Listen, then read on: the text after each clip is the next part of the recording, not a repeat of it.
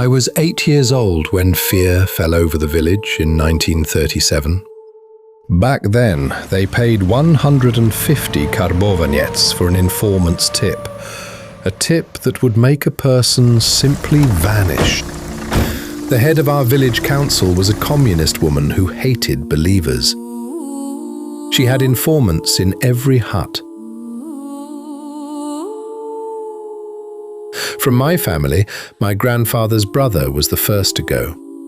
He was praying with other elderly men by the side of a deceased neighbor when it was reported to the head of the council.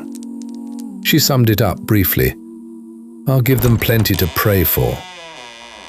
The militia took them all, straight from their prayer. Many years later, the truth finally came to light. They were executed by firing squad in Kamieniec-Podolski.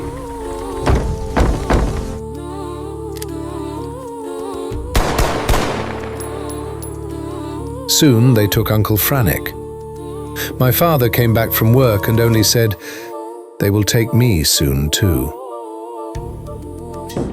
They came that same night. They told him to pack in a hurry. We cried, but he just said his goodbyes and walked out into the darkness. The council chairwoman threw a lie at us as she left. "Don't cry. Your father will be back in a moment." I never saw him again. He died from a bullet in Kamieniec-Podolski.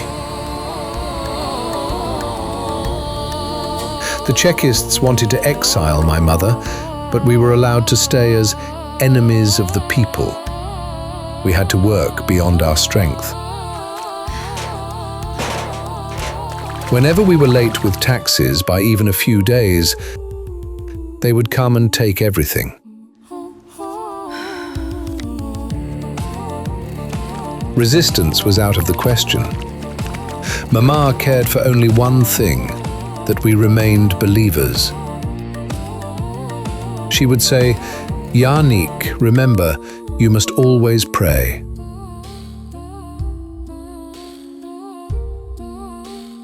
I pray constantly, and God helps me.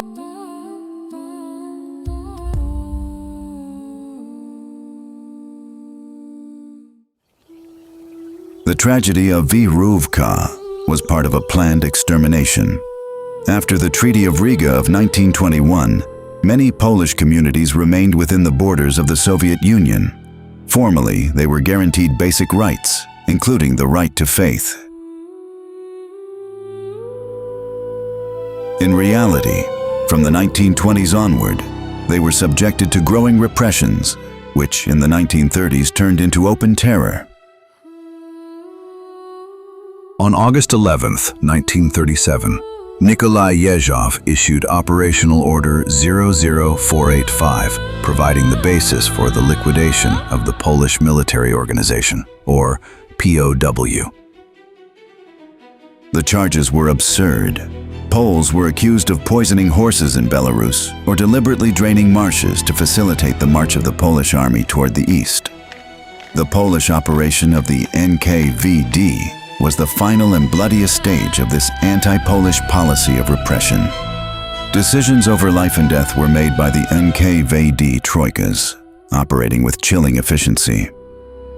On just one day, October 9, 1937, one such group sentenced 658 people to death. The condemned often did not even know a verdict had been reached, and families were lied to about 10 years in a labor camp without the right to correspondence. 4 days later, Order 00486 struck the families of traitors of the motherland. Wives were sent to camps, and children, deemed socially dangerous, to orphanages.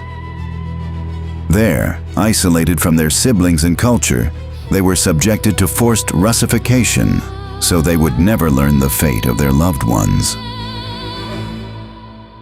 As a result of the Polish operation, approximately 140,000 people were sentenced. More than 110,000 of them were sent to their deaths. Not only Poles were murdered, The NKVD also eliminated Belarusians, Ukrainians, Jews, and other nationalities. For the Stalinist regime, national affiliation proved stronger than class. People died simply because they were Polish.